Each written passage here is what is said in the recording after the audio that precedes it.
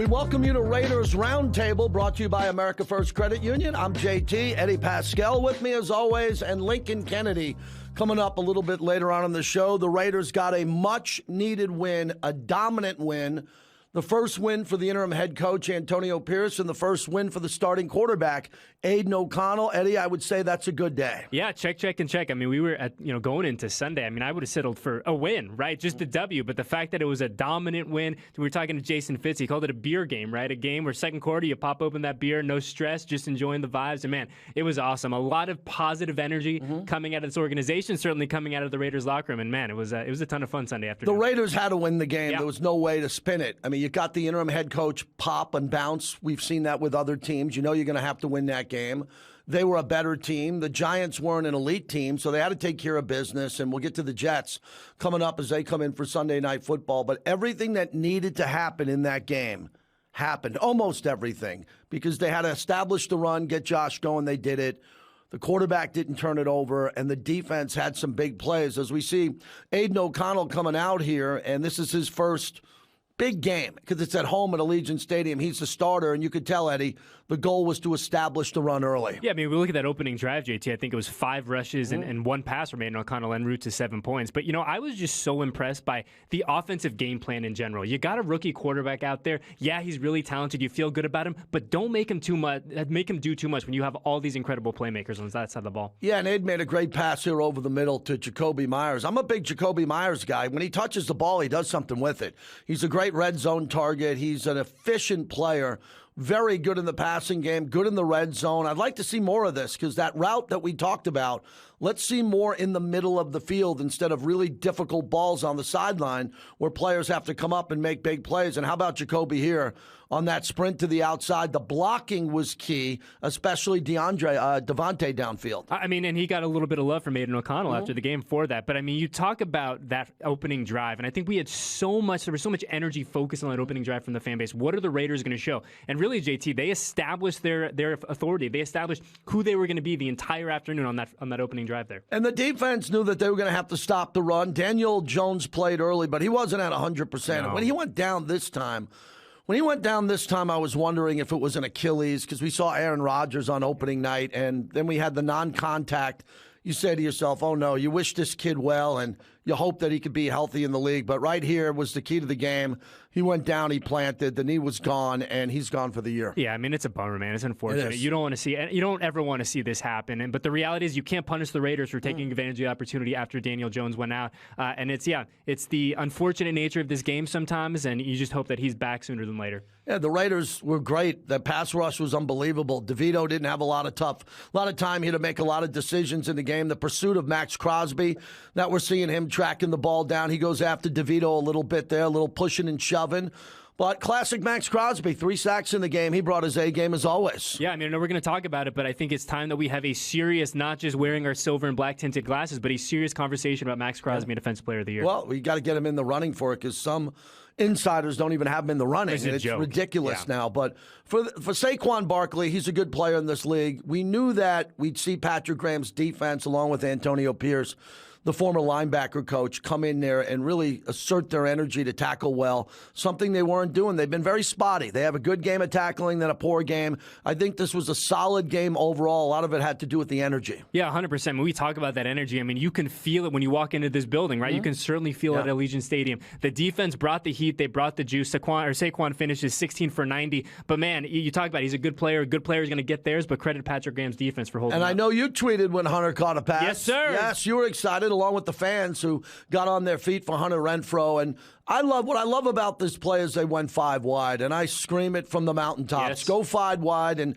don't have a back, don't have a full back. Don't worry about chipping anyone because the ball's going to come out quick when you go 5 wide. And good to see Hunter Renfrow involved in the early stages of this game. Yeah, I mean, Sunday was a game of moments, right? And I think that moment for Hunter, we see his second catch here. I mean, that first catch, it just felt like such a release for him. And the fact that the fan base could recognize that and kind of give him his due was really, really cool. Offensive line played great. Yeah, they we'll sure go over did. that throughout the show. Their PFF grades, they played really hard.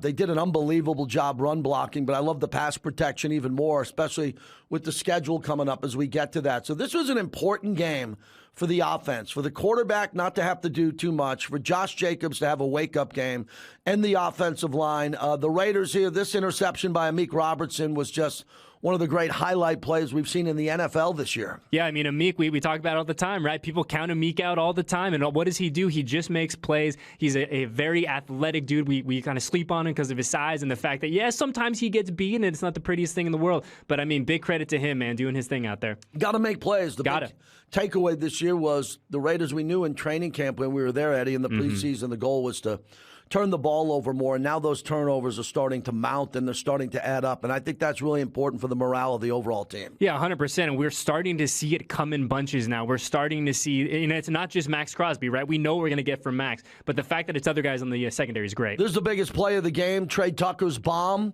We want to see deep balls thrown. He got behind the corner. The safety was late. He held on to it. I watched that live sitting in my seats, and then I looked at it 4 or 5 times. We just saw it again.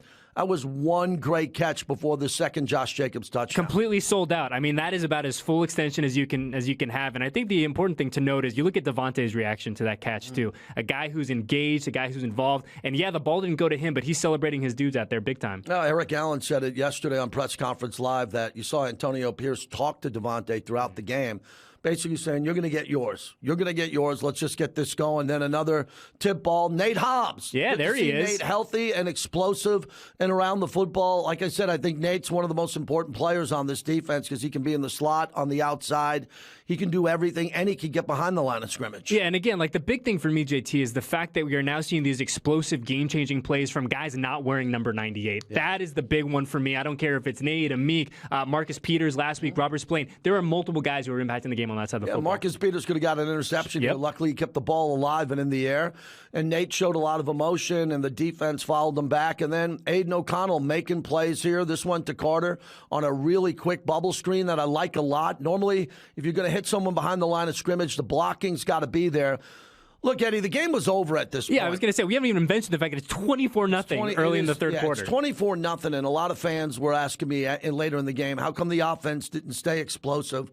Well, the goal here was to put this game away, and they came out in the second half, and they had a nice drive early on. Here's Daniel Carlson, who looks to be back completely healthy. I hope that's the case. 27-0 with 8:23. So the game's over at this point. Now you want to keep everybody healthy. You want to go out there and finish the game. And I think that changed the game plan a little bit more on offense. What a great thing to be able to complain about, too. Yeah. Like, hey, we're up 27-0. Where are the chunk plays? Like, but to me, to your point, right? Feed Josh, play smart. I think Bill Hardigree deserves a ton of credit for managing this game in the best possible way, understanding the game scenario, like the game situation. And to your point, keeping guys healthy, doing just enough to keep your foot on the gas. But, hey, we don't need to be in the Ferrari up 27-0. Yeah, I wouldn't call this a broken play, but the Giants' only touchdown, little miscommunication in the back of the end zone. And that's something that they'll correct this week. Yeah. Merrick came over a little bit late here. And after that play, they tried to go for 2. They didn't get it there. And, the Raiders were just pinning their ears back. And look at Max. That's a play which was a big play here because he didn't get a late hit. Mm-hmm. Max was going a million miles an hour here, going after DeVito on the sideline, pulls back, knows there's no need to make a statement here, which was really important. And then the Raider defense in the fourth quarter doing what they had to do. There were still a lot of sacks available there. Oof. How about that hit? I could hear that upstairs when Amik made this hit here because this was going to be an easy catch right in the breadbasket, and Amik Robertson comes over and blows it out. Well, I think we talk about the kind of new energy, the new attitude of this Raiders collective, but you talk about the defense. To your point, an easy catch, and Amik says, no, nothing easy for the Giants. Even up 27-6 in a game that is largely over, nothing easy. Raiders needed this win because they didn't have to have a stress game. It wasn't a game that came down to the fourth quarter. There was still a lot of sacks to be made late in this game. And Max talked about it on his podcast, and he said, he missed one late. He missed it on the last play of the game, and Max was going. These are those games where you can get a couple extra stats padded to you. And then there's Antonio Pierce after the game coming over, his first victory as the interim head coach, coming over to Brian Daboll, who was the coach of the year last year in the entire NFL. Yeah, I mean, just an incredible moment, an incredible atmosphere at Allegiant Stadium. I mean, to me, and we've talked about it a bunch, I'm so happy for the fan base that they were able to have that afternoon at Allegiant, to have that place rocking, and to be able to go home and celebrate and say, hey, we're going to enjoy a victory Monday. Yeah, it was a nice game for the Raiders, 100 125 rushing yards, 3 of 4 in the red zone, only 4 penalties, passing yards over 200, 209, and the key stat, 334 total yards. So it was a rushing game, Eddie. Yes. The goal was to rush the football, establish the run. I think a lot of that's going to be the same with the Jets coming up. So Bo Hardegree called a good game, and I think he's going to have to call similar games like this going forward. Yeah, and I think what's great if you're a fan of this team and kind of understanding Bo Hardegree and where he fits into the scheme now, right, is that you have one under your belt, and it's a great one to have under your belt. So I don't want to say you can just kind of rinse and repeat and say, hey, we're going to do that again. But Bo's able to see, okay, some of the overall concepts that I had, some of the things that I was hoping would work, okay, they did work. How do we grow from that? How do we evolve from that? How do we kind of take the branch and kind of build off? So look, I'm really excited for Sunday night at Allegiant Stadium coming up, and it'll be great. Yeah, the only concern I have a little bit here is 5 of 14 on third down. Sure. And I think that third down is still very critical for the Raiders because they just struggle on that play call or what they want to do on third down. And you get it on first down, say you get 6 yards, you hand it off up the middle, you don't get much. Then you're sitting here, you're at 3rd and 4 or 5, and you just got to make kind of a simple play. But the opponent wants to get off the field. The Raiders have all these options, and I think that's something they have to work on here, and it's critical going forward. I believe that's where Devontae is going to get more targets. Where are the Devontae targets still? Where are the receptions? Well, how about more concentration on third down? And I think third down over the middle of the field. What we saw with Aidan O'Connell, he's very comfortable with everything right in front of him. And I think if Devontae's cutting through, I think if Jacoby Myers is coming across the middle, one of them will be wide open. And then, Eddie, you just need a couple of first downs on third down to stay on the field so you can get those Trey Tucker plays. Michael Mayer over the middle of the field. It's very critical to stay on the field on third down, and that's been a struggle for the Raiders all year. Yeah, I mean, I think, look, if we're going to try to find things to parse through from Sunday, yeah, third down. You got to be better on third down. I think some of that is a rookie quarterback. I think some of that is a Bo Hardegree kind of still trying to figure out. There's so much change. I mean, you know as well as I do. The past week in this building was a week of change. And so, look, you like to make those corrections when you're coming off of a pretty dominant win. But going forward now, welcoming the Jets in on Sunday and then really getting into the meat of the schedule, yeah, third down's got to be better. We saw the Jets last night, and they were really struggling. They struggled. You know they're going to play better coming in here. The Raiders got a victory Monday. They got a couple of days off. Antonio Pierce did a lot last week with the media, game plans. He lived in the offensive line room. He told us a lot, and one door closed and another big door opened with a victory. When we come back, the All-Pro Lincoln Kennedy will join us. We'll get into the Raiders' offensive line performance, and we'll start the preview coming up Sunday night at Allegiant Stadium against the New York Jets. You're watching and listening to Raiders Roundtable.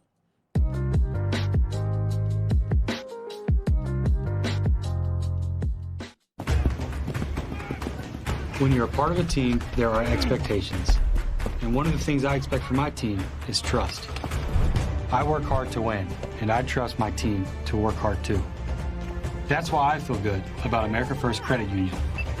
They're my financial team, and I trust that they'll always be there for me and my community. I'm Hunter Renfro. Join me in the America First team today. 60 years in the making, the Raiders now have a permanent place to call home, and the doors are open to get a world-class behind-the-scenes tour of their new home. An attraction unlike any other in Las Vegas, Allegiant Stadium. The Las Vegas Raiders invite you to experience the expertly guided tour that includes exclusive access to areas restricted to only football players, coaches, and staff. For more information, visit AllegiantStadium.com/tours. You're listening to Upon Further Review. I'm your host, Eddie Paskal. Good morning, Raider Nation. Welcome to Raiders Roundtable. JT along with Q Myers. He dissects the play quickly and makes the move to the football.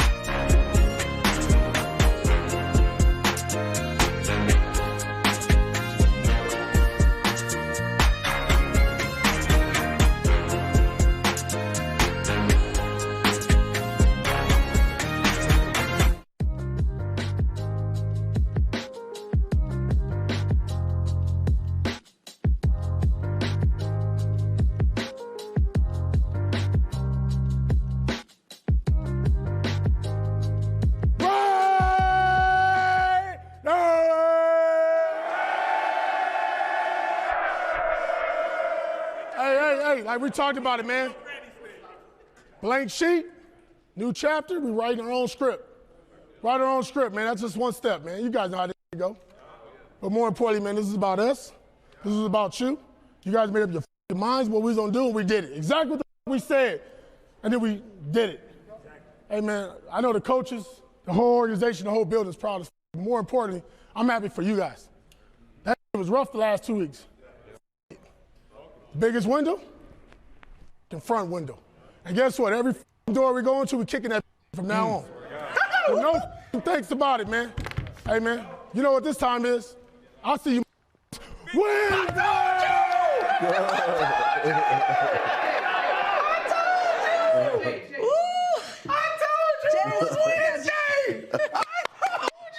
Did you see the cigars going? Yeah.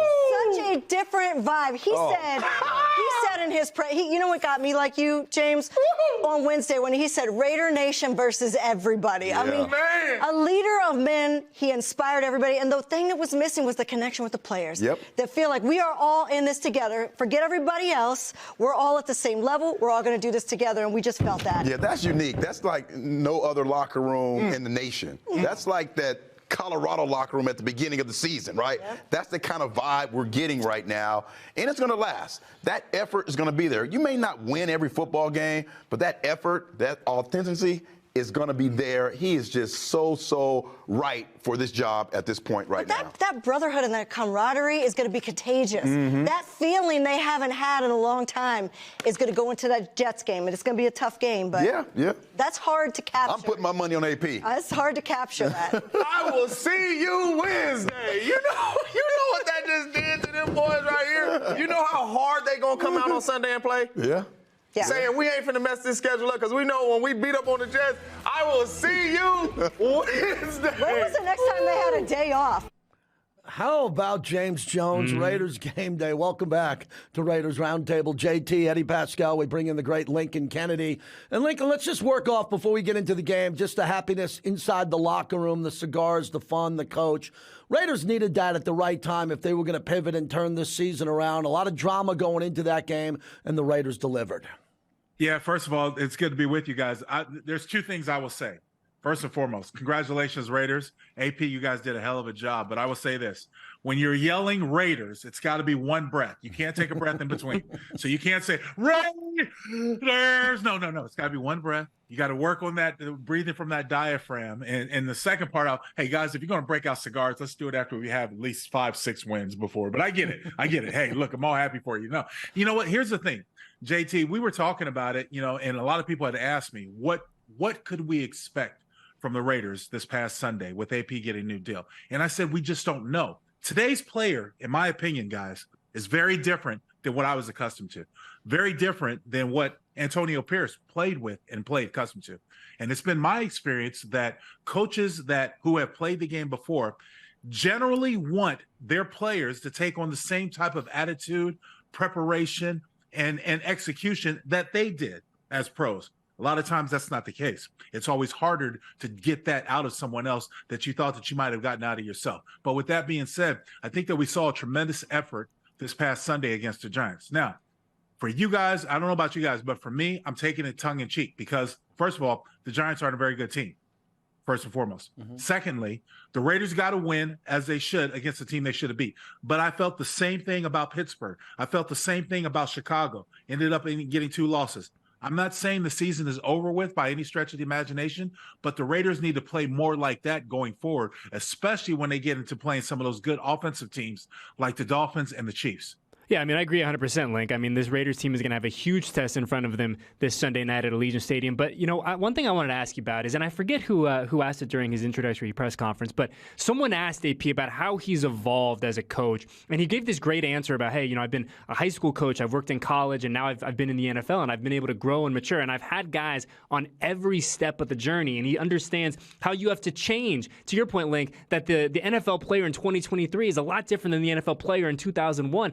Lincoln, from a player's perspective, how important is it that AP can relate to the guys in that locker room, that he can speak their language, that he understands the value of a day off during a long season? First of all, I say relating to the players, I think is a little overrated. Results are what the players want to see. I don't, it's in my opinion that a 9-year-old young girl can coach a team. If she wins, they'll win and they'll be successful. They don't care who it is. They just want to win. And that's what the players want. The players don't go to a team to lose. They don't. You'll have players that'll get in that mode and start collecting a check, but for the most part, they don't go to a team. They don't want to be on a team to lose. Nobody wants to lose in the level of competition. So I think as far as AP has been able to relate, one, you learn from your mistakes as you go up that ladder. As you excel up that ladder, that coaching ladder, you learn what you did well, learn what you can sort of duplicate, and you learn what you might need to stay away from, might need to refrain from. That's all a learning process. Even some of the most older and savvy veteran coaches had to learn these lessons as they move along. For AP, it comes down to managing a team. You are the linebacker coach, and you do have some say in that side of the room. But more importantly, we need you to manage the team. When to go? Are we going for it on fourth down? Are we punting? Are we kicking? Should we try an onside kick? Should we go for it on fourth down? Managing a game. That's what the head coach, to me, is involved in. This other stuff, as being a player's coach, I think that's a little bit overrated because you can't be too close to the players, or they might turn on you or might not give you what you want. It's good to have some sense of authority and that hierarchy naturally built in, but more importantly, it's about the results, Eddie.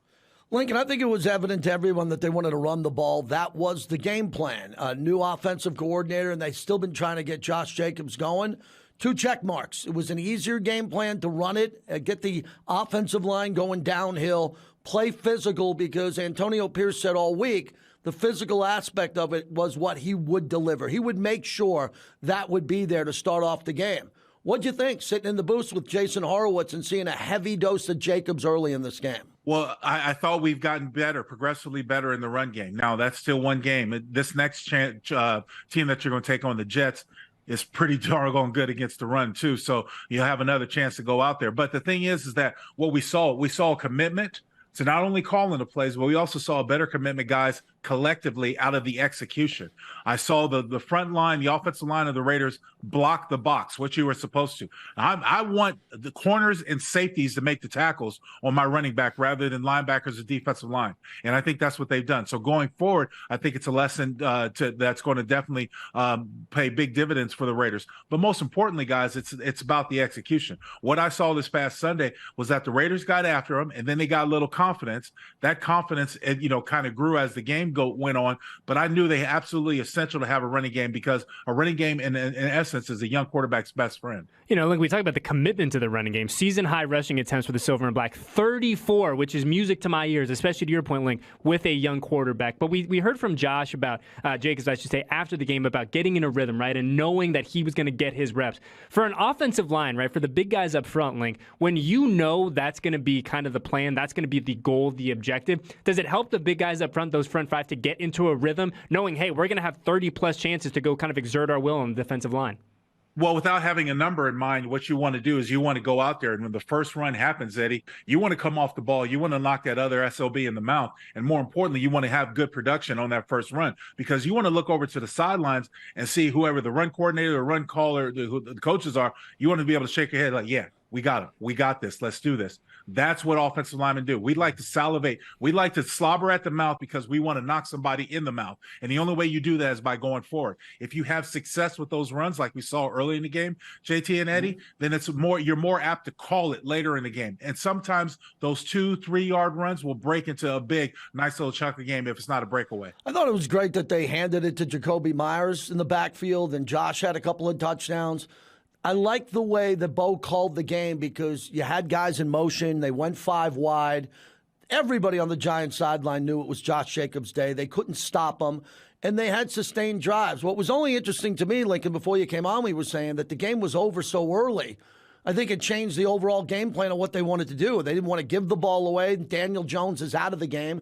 Do you think they get a little bit conservative after that? Because A, they're running it well, and B, the Giants starting quarterback's out for the game, and they had a big lead, and they wanted to put a bow on it and make sure they could secure that lead.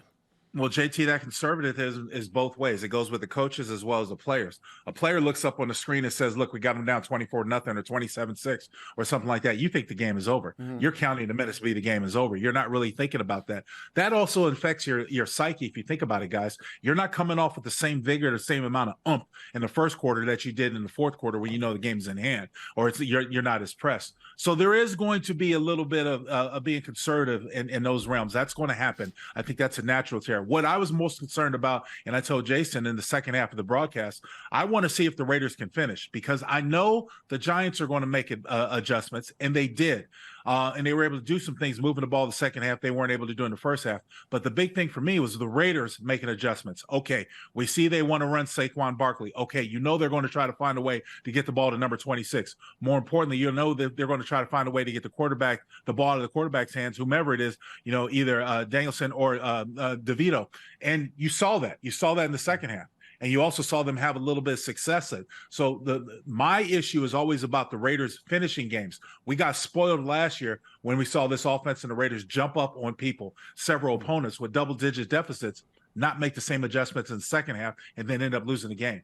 Like you and I have talked so much this year about the Raiders' red zone woes, and it had to be better. It had to be better. Well, it certainly was better Sunday against the Giants. They go 3 of 4 in the red zone. But to me, so much of what we saw for the first, 8 games of the year was it felt confusing down in the red zone. It felt like, hey, are we getting too cute? What's our identity? Who do we want to be? And so many times I'm sitting up in the box, I'm going, just run the ball. You got one of the best running backs in the NFL. Run the ball in the red zone. And that's exactly what they did against the Giants. They ran the ball 70% of the plays in the red zone. Like, we talk about that offensive line getting in a groove. We talk about Josh getting confident. I mean, what is that? What kind of message does that send to the defense? You say, hey, we're down close to the goal line, and what we're going to do, we're not going to get too fancy. We are going to run the ball right down your throat. Well, I mean, as far as the message sends to the rest of the team is that, we're going to take care of business, and we'd much rather score touchdowns than field goals. I think that's what it says to the rest of the team. Look, the thing when it comes down to it, guys, we, prior to this Giant game, we saw the Raiders try to run the ball in the red zone. We saw the Raiders, kind of hit their head against the goalpost, and not necessarily in a good way of scoring touchdowns, more field goals than touchdowns. And so offensively, this team has been challenged for quite some time. This was their first breakout game of the season. How many people expected it to wait to this time before you said that about the offense? But I will say this. When it comes down to execution and it comes down to play selection, what I've been seriously lacking, and I'm only seeing it in brief spots this season with the Raiders, is creativity. When you watch other teams, and I hate to say it, but you watch the Kansas City Chiefs over in Germany. They got creative when they got down there in the red zone. They got creative when they got around the goal line. That's what it's going to take. It's going to take, to me, a level of ingenuity and creativity to find a way to get the ball to number 17 when you know they're going to double team him. If you have him on the outside receiver, you know there's going to be a safety over top and there's going to be a corner underneath. You already know that. So you've got to find more creative ways of doing that. Either put another receiver out there or put him in slot, try to find a way to get the ball, but you've got to move him around. And that's what I think we have to open up creativity-wise with this offense. We have to show more creativity with the offense because you've got a number of playmakers. Jacoby Myers has come on the scene. You got Devontae Adams. You got Josh Jacobs who can catch out of the backfield. Hunter Renfrow, Michael Mayer. I mean, the list goes on and on. I can go down the list of potential threats and players, impact players, but we got to find a way to get them the football. Well, good segue to Aidan O'Connell, who got his first win, and he had a clean stat sheet, and that was important. He didn't turn it over. I thought he had command of the huddle. He got in and out of the huddle when he had to. As we listen and look at some of the highlights of this game, I like his poise. I said that even in the Charger game. He threw the interception late, but I like the way he looked in that game and handled the media before and after. So, Lincoln, I'm good with him. Okay, this is Jimmy Garoppolo's team a couple of weeks ago. It no longer isn't. And Coach AP said that we're going to need Jimmy later in the season, and he's probably right. This is a violent league here. But coming off what you saw him do in L.A. against the Chargers, what obvious improvements, and maybe some improvements our viewers and listeners didn't see that you liked at a number 4? A better understanding of the defense and how defenses are going to play them. That's what I saw. The difference between the Charger game and what I saw against the Giants. A better understanding of the defense and how they're going to play them. A better understanding of knowing where you can go with the football. Pre-snap reads are absolutely huge in everyone's offense, JT, but most especially this offense. More times than not, it's the quarterback coming to the line, reading the safeties, and then looking at the corners to see if they're playing outside or inside coverage, maintaining discipline. But there were a couple times during this Giants games, guys, where there was a big void in the middle of the defense because the linebackers were up close or they had ran out there or they were blitzing for Aidan to be able to hit slants behind. And it turned out to be very well because there's nobody in the middle. That's just being smart and taking what the defense gives you. And that's what you're going to need more of going forward. I thought Aidan played a lot better than he did in the Charger game, mainly because his internal clock was sped up, but also the fact, and here's the main call, guys, he had a running game. He didn't have my decision making up top if we don't have to. First and second down, if we can run the ball and get rip, right? We saw that play to Trey Tucker. We saw that explosive play that we've all been dying to see. And I'm just curious, like, when you look at the offensive game plan in totality, right? And the importance of putting Aidan in positions of, yes, I'm comfortable here, I'm comfortable there, but also the importance of having that deep threat. What does that do for an offense when they have to acknowledge that, Lincoln? Well, it makes the defense be honest, Eddie. And the thing about it is that last play that that play you're talking about with Trey Tucker, the Giants were bringing a blitz, and the safeties are playing shallow. There's no safety in the deep third. You got to take that shot. And if you don't, defenses aren't going to respect it. See, if you don't take those types of shot, guys, they're going to walk a safety up in the box if they think number 8 is going to get the football, or they think that you're going to go short. They're going to walk another safety up in the box to try to take away the double move that Hunter Renfrow has done in the past. Hasn't seen a lot of it this year, but if it's not Devontae Adams or if it's Hunter Renfrow or even Jacoby Myers, they want to take that away. So they want to take these short and intermediate routes that the Raiders have been living on throughout the season. They want to take those away. So you've got to take those deep shots, and it's a great job that Tucker was able to stretch out for that football and bring it in, because now that resonates in defensive coordinators' minds. And if I was a defensive coordinator, like when I used to coach my sons, especially on defense, I used to tell my oldest son, do not let anybody behind you. And I used to make him run or do push-ups if anybody ever got behind him, because I'm telling the safety, you're the last word. I don't want anybody behind you. So that you'll see defenses will probably go back to that if they're threatened by the deep pass. Lincoln, I've been dying to ask you this all week. The playbook that was here 2 weeks ago had a lot of verbiage, and the play caller, the former head coach, Josh McDaniels, didn't give anybody any room. You're going to run the play, and that was his way. That's fine. He was very successful with that. You're going to run the play, and you're going to run this play exclusively. Maybe go to the second option. Is there a chance with the complicated verbiage to not throw out the playbook, but have a completely different one and take away some of the plays that didn't work and some of the conservative plays and get more aggressive for a new play caller? How complicated is that? Because when they went 5 wide and they hit Trey and they're running some crossing routes that you and I have been talking about forever around here, they finally ran them. Could we see a new playbook the second half of the season? I'm leery to say that you go for a new playbook now because you don't have the time to install it and practice it. What I would say is, if that was the case, if that's something that you're truly looking for and it's something that maybe the coaching staff want to do, I don't know. But you would use the bye. You would prepare up until the point as you use the bye. You're going to use the bye. I'll share this with you guys. My most successful season as a professional was our Super Bowl year. I'm might be exaggerating, but I doubt it seriously. Guys, we only ran 12 plays. We had different variations of those plays. And what typically, in my experience, when you come to training camp, or even these days, because you have mini camps, when you go to mini camp, you'll have an offensive coordinator or offensive-minded coach that'll come out and give you the whole entire playbook. And it's about the size of 2 phone books, old school phone books. I know a lot of our listeners don't know what phone books are, but old school phone books used to be really thick, used to be that size. And they would literally try to go through every single play to see what keeps, what touches, what makes sense for this type of team that you have. And the reason why I say that is that you could still have that. Bo can still do that. However, you want to take a few minuscule things from the old playbook, mix it in with your new playbook, and then you want to try to find a way to do different variations, and that's what the bye will be used for. So it's not a new playbook by any stretch, but it might just be some changes and variations to figure out what you do well towards the second half of the season. You know, like, we've spent so much time talking about the offense for good reason. It was exciting. It was explosive. It was candidly what all of us have wanted to see for about 8 weeks. But shifting to the defensive side of the football, Max Crosby playing out of his mind again. Stop me if you've heard that before. But Link, with 3 sacks against the Giants on Sunday, JT and I were kind of talking about it. What does this man need to do to kind of ascend into that national conversation for Defensive Player of the Year? Because you look at just the numbers, take the name away. This guy is playing at an elite level in 2023. The only problem is that the guys that are in front of him or talked about more have been doing it longer. That's the only problem. I mean, Max Crosby has already positioned himself as one of those stellar, standout defensive players. There's no doubt about it. But when you talk about T.J. Watt, you talk about Aaron Donald, and I'm just throwing out names. I don't know where they are statistically. I don't have them up in front of me. But you talk about other players that have been the player of the year. Max is going to get his due, his recognition. But I also tell it comes down to the overall wins-loss for the team.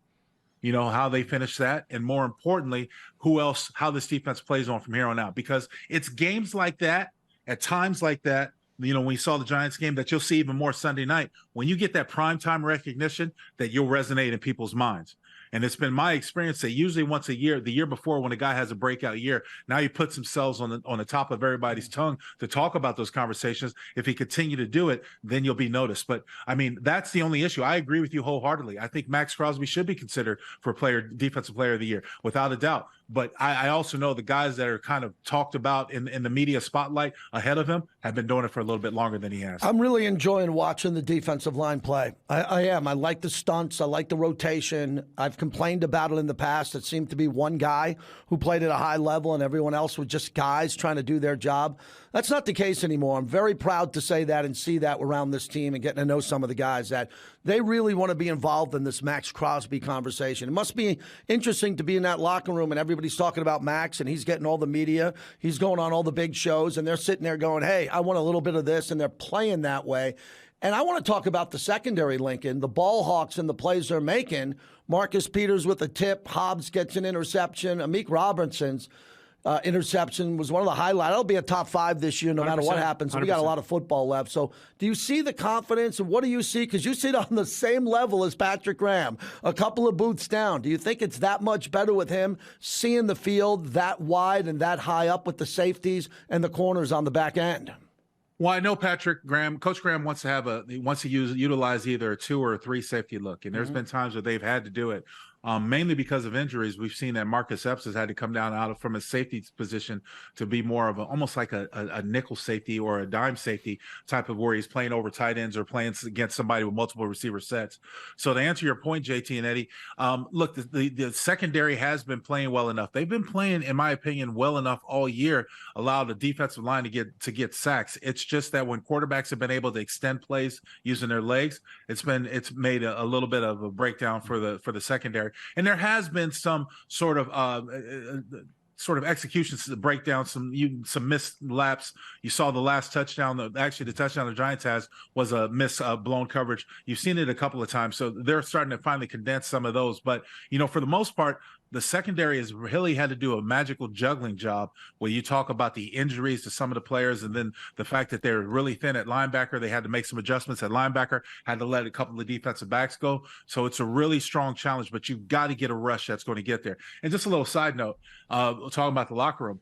You know what? If I'm Adam Butler, I've got a serious gripe to pick with Max Crosby, because they credited Max Crosby with that sack. That was Adam Butler's sack. That was his sack, and they gave it to Max Crosby. They didn't give Adam a half a sack, the last stat sheet that I saw. So I think he's got a serious gripe. This, you know, number 98 is good, but he doesn't take it all. We all were there too, sharing the wealth. So the big guy, I think it was gripe. Yeah, the big guy's got to eat, Link. But I'm glad he brought up Absolutely. I'm glad he brought up that point about some of the faces, some of the names that have changed in the secondary, because we look at some of the rotation and the secondary, especially the DBs that we've trotted out there, are not necessarily the guys that we thought were going to be rolling out there week 1. And I think Patrick Graham deserves so much credit for getting these guys ready, right? Whether it's a Marcus Peters, a Meek Robertson, Jacorian Bennett, Nate Hobbs, who's missed a handful of games this year. Like, Link, Patrick Graham has done such an incredible job of having these guys ready, and not having the top 2 guys ready, the top 3 guys ready, but having that entire collective on the back end ready to rock, because they have never known when their day is going to be, but whoever's been in there, for the most part, has done a really nice job. It's, Eddie, when you walk into the locker room, you're walking over to those guys. It's when you sit there as a coach and you say, look, I need you to be professional here. I need you to go out and do your job. You're going to get your opportunity. When you do, you got to make the best of it. I mean, how about, look at this past game when Marcus Peters went down with it seemed like a knee injury. He was on the bench.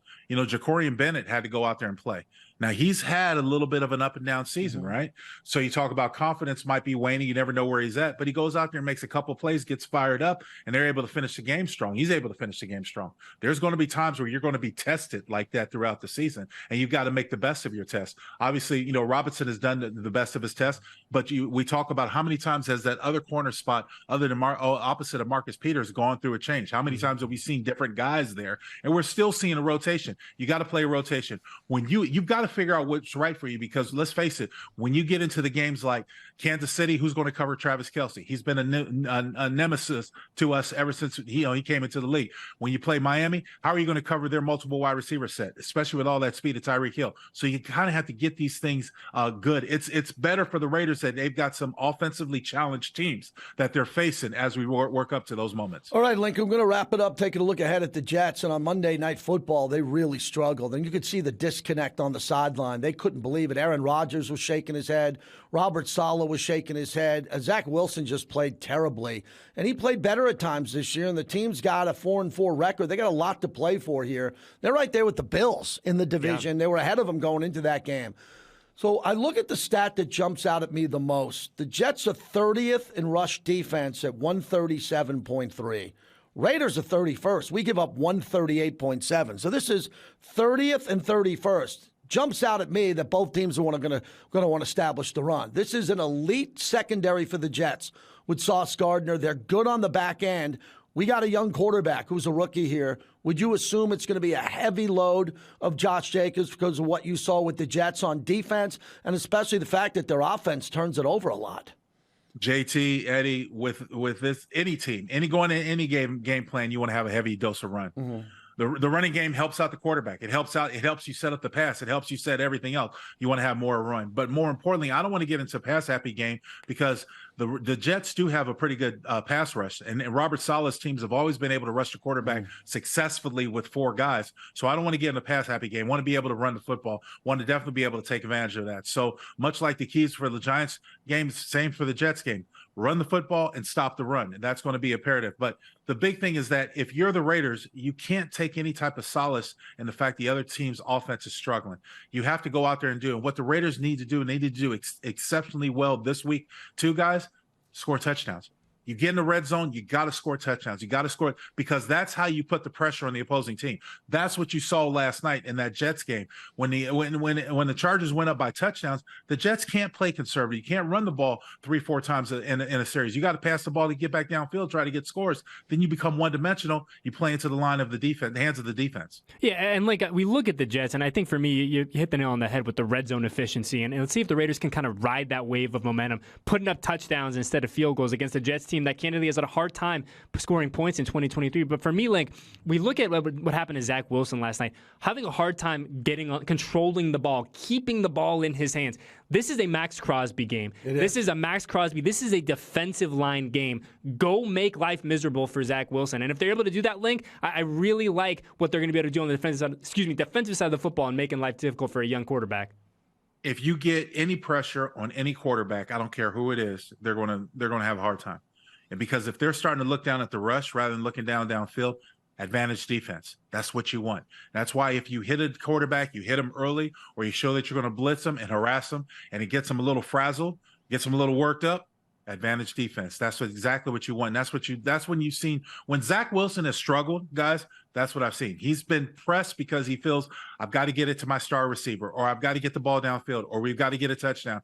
That type of pressure does not bode well for any player, let alone a quarterback. Antonio Pierce got his first win, and normally I would say this if it was an interim coach. The game before means nothing if you can't win the Jet game. I would always say that as long as I've been in this building, except this last win was so important. It was a culture change, a quarterback change. It was an offensive coordinator change. Everything was on the line in the win against the Giants, and bravo for the Raiders for getting it. That being said, we watched this Jet team, and this Jet team has got to be beaten here at Allegiant Stadium. This is a home game. This is a home game. It's not on the road. And this game looks a lot to me like Chicago. Okay, here's why it looks like Chicago. Chicago was playing terribly, and then the Raiders went in there and had no juice. That was the beginning of the end for the former regime. That's not going to happen now. It's brand new for Antonio Pierce. Energy's going to be high. It's going to be different momentum. There is momentum, and the key, it's a home game. We got trapped in Chicago. We were not ready to play. Something wasn't right against the Bears. And everybody got blown out for that. Now this game's coming up. Don't make it look like the Bears. Don't make it look like the Bears in the first 5 minutes, in the first 10 minutes, and if something happens and the Jets are in the game, play great and come from behind and win it. But, Lincoln, you know what I'm saying here, because this is the big moment. This can get the Raiders to 5-5 and an opportunity to really look towards the end of the year and have big momentum. They've got to finish the Jets, who are a wounded animal coming off that terrible performance on Monday Night Football. JT, it's never that. I mean, well, it's that simple, but it goes without saying when you talk about the level of consequences when you're playing good versus playing bad. You know, you talked about the Bears game. I even go back to the Pittsburgh game, because when you have a team that's scratching their head offensively challenged about what they're capable of doing, what you want to do is you want to jump on them early and jump on them hard enough to really make them seriously second guess. Like they've done all the games before then. We couldn't close out this thing with the Steelers. Didn't have a good performance at all going up against the Bears. Solid performance against the Giants, but we knew should beat the Giants. We should beat the Jets. And I say that because I think the Raiders are a better offensive team than the Jets. So they should be able to score more than the Jets. However, you still have to go out there and do it. And I'm waiting to see if this team can match the type of energy we saw against the Giants, if they can match it again in front of the Allegiant home crowd. Thank you, Lincoln. We'll see you at Allegiant prime time on Sunday night. Have a great rest of the week. Thanks, guys. See you soon. The great Lincoln Kennedy says so much there. I love it. Love what he has to say as we continue. When we come back on Raiders Roundtable, presented by America First Credit Union, we'll look ahead at the next 4 games, and it gets significantly different and harder. We'll look at the schedule and what the Raiders need to do Sunday night in prime time. This is Raiders Roundtable.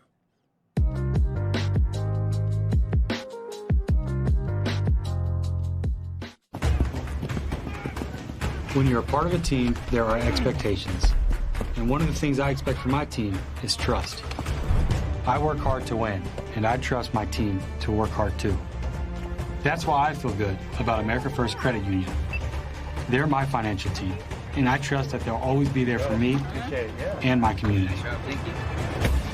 I'm Hunter Renfro. Join me and the America First team today. 60 years in the making, the Raiders now have a permanent place to call home, and the doors are open to get a world-class behind-the-scenes tour of their new home. An attraction unlike any other in Las Vegas, Allegiant Stadium. The Las Vegas Raiders invite you to experience the expertly guided tour that includes exclusive access to areas restricted to only football players, coaches, and staff. For more information, visit AllegiantStadium.com/tours.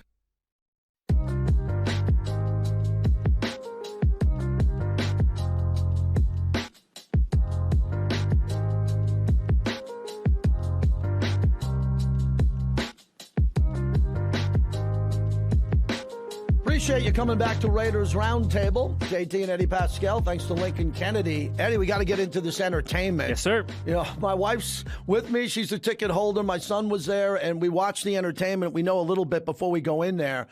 You know, who's going to light the torch, who's performing. This was one star-studded lineup. Yeah, I mean, we start from the top. We got Babyface doing the anthem, and, I mean, what a fantastic jacket. I mean, I don't know if there's anything better than that. Kenny King lights the torch. It was on with you earlier this week. Good to see Kenny back in the mix as well. And then I think we go to our guy, Rick Ross, the big boss himself, the leader of the untouchable Maybach Empire. Always good to see Rose with a throne, JT. Do you have one of these in the man cave? I do not. I got a lot in my man cave. I do not have a throne in my man cave. No, I haven't upgraded to that yet, especially a purple one. Mickey Thomas, a Starship, man.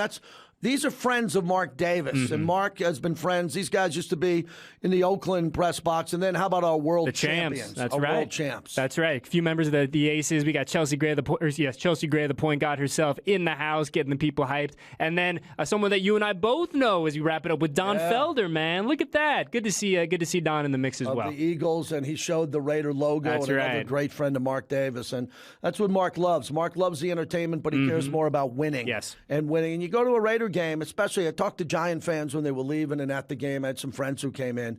They're just blown away. They don't expect this. They don't know who's performing. And you get a concert, you get an anthem, you get the flag, you get the energy. What happens in between timeouts? They do a tremendous job in this building from an entertainment standpoint. Yeah, you get a full experience, right? I mean, you go to a football game and you get everything else that goes along with that in the best possible way. And I think what our staff does a great job of, JT, is not taking away from the game on the action on the field, right? It's a compliment to it, and it provides one of the the best atmospheres in the entire NFL. All right, what happened in the division? Kansas City was in Frankfurt, Germany, and they got off to a big lead against Miami. Miami stormed back in the game. It was an incredible game. The atmosphere there in Germany, really the fans cool, singing, having a good time, but it was classic Mahomes again. Mahomes throwing guys open, making plays when they had to. And, Eddie, we'll have 2 more times to talk about it when Kansas City plays the Raiders, but Kansas City's defense is now legit. I didn't expect that. Their defense is one of the best in football. Yeah, which is a scary thing to say out loud when you have Patrick Mahomes leading things on the other side of the football. I mean, they just feel inevitable that they are going to be in the mix in November into December. They're going to find their footing. And the Raiders, to your point, have 2 chances to kind of take down the King, and we'll see what happens. It's the misdirection and guys that are wide open there. Tua tried to get a comeback going, but Tyreek Hill on this fumble, scoop and score, and then the lateral. This is one of the top plays of the year in the NFL. You're going to see this one a lot unless Kansas City is stopped later on in the year. This was a big play, good win for Kansas City to travel halfway around the world to get a win like that. That's not easy for an organization. No, certainly not. An incredible awareness from the Chiefs defenders on that, kind of understanding the moment in the game. But to your point, man, I mean, it is going abroad is not easy. We have seen the Raiders do that to mixed success in the past. But yeah, very, very hard. And the Chiefs are starting to chief. Roger Goodell wants to spread the word of the NFL around the world. I support that move. I liked when the Raiders went overseas. It was always a great road trip. I like it. This is what's going to happen. No matter what anybody's opinion is, the NFL is international, and it's going to continue to grow internationally. Yeah, we live in a global world, and I think that we have to acknowledge that. We have to embrace that, and you see what the NFL from the very top down has done exactly that, and it's a lot of fun. We'll get more people involved in the game of football, JT. So I'm on the air last night, and I'm watching the Chargers-Jets, and I said real early, Chargers went up 14-0. They were going to blow out the Jets. They were going to crush them and blow them out, but the Chargers did what they normally do. They had some 3-and-outs. They made mistakes. The Jets' defense really set the edge, and they turned that game around, but the Jets' offense was so bad, and they gave up a special teams touchdown, something that I'm sure Antonio Pierce is going to talk about all week long because the Raiders' special team unit is really good. So this game took the crowd out of the game at MetLife early. Chargers get a punt return for a touchdown en route to winning 27-6. The game was much closer than the score. Much closer than the score, but Jets can't do anything. He holds on to the ball too long. We're seeing Joey Bosa with the strip sack fumble. Khalil Mack had another big game. Yeah, I mean, the Chargers, we talk about the Chiefs kind of rounding into form. It hasn't been pretty for the Chiefs, the Chargers in 2023. But yeah, a big win on the road in primetime. We talked about the challenges of traveling east, of getting out there. And the Chargers, to their credit, did exactly what they had to do, made life miserable for a young quarterback. And that's why they're enjoying a victory Tuesday today. And just my opinion on this, the Raiders made a big decision. Mark did on a coaching change. I don't think Brandon Staley survives this game if they don't win. I really don't. I think the Chargers played it like a must-win game. If the Chargers lost, they're 3-5. They are done. They are done. And they might play the Raiders tough. I'm not saying that, but they're out of the playoff hunt. And now the Chargers are back in at 4-4. That's a big win for them. So the Chiefs 7-2. Chargers and the Raiders right there. The Chargers are going to play Detroit. I think Detroit gets them in that game. Denver, I knew they'd fix that a little bit. They're looking like they're fixing that, but I don't expect Denver to win at Buffalo. And the Raiders, Eddie, as we said, we have a golden opportunity to go 5-5, take care of the Jets at home before the schedule gets really tough. Yeah, I mean, JT, as crazy as it sounds, right? You look at these standings, Raiders get to 5-5, and all of a sudden you go, all right, well, maybe they're cooking a little bit. Yeah, they have to find a game somewhere along the schedule against a better team, record-wise, that they can win. That's the key, because there's still winnable games left, including the Jet game. We get that at home, on the road, and then Kansas City comes in at home before the bye week.